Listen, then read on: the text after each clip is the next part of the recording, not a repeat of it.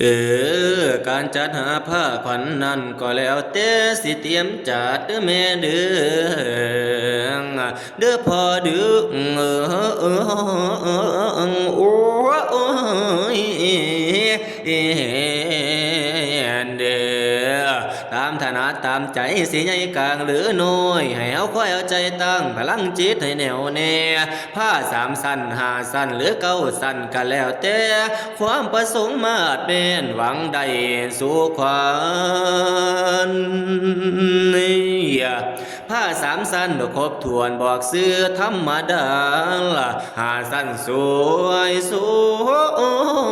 พอได้แต่งบาสีไทย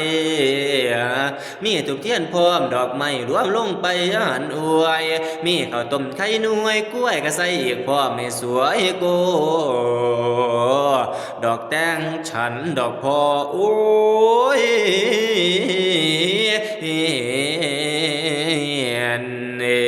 สองสามสี่แต่ละสันเอาดอกไม้ใส่บายสี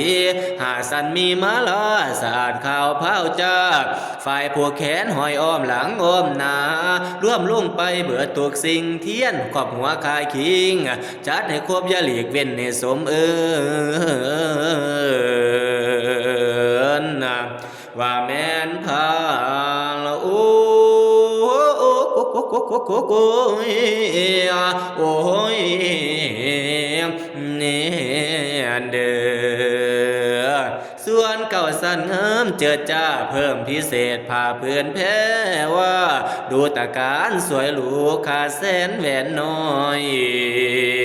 แป้งน้ำอบสายซอยละพ้อยนิ่นผอมพำเพชรทองคำเอาใส่พร้อมเด้อจอมเจ้าผู้เฮ็ดขวัญดอกแม่อุ้ย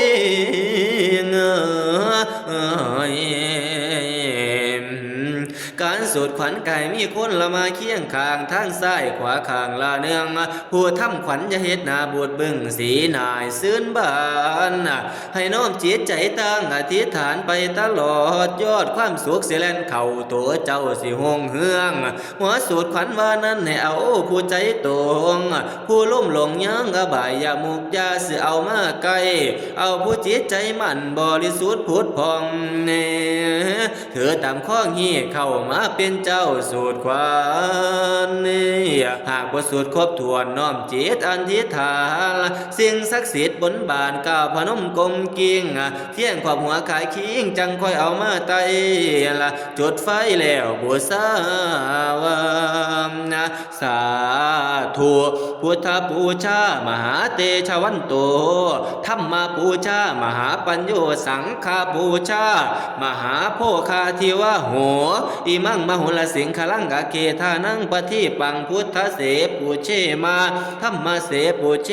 มาสังฆเสปุเชมาวดังนี้สิริลูละผู้ส่วนนั่นละนาผู้ฟังเนอโว้ยเนอ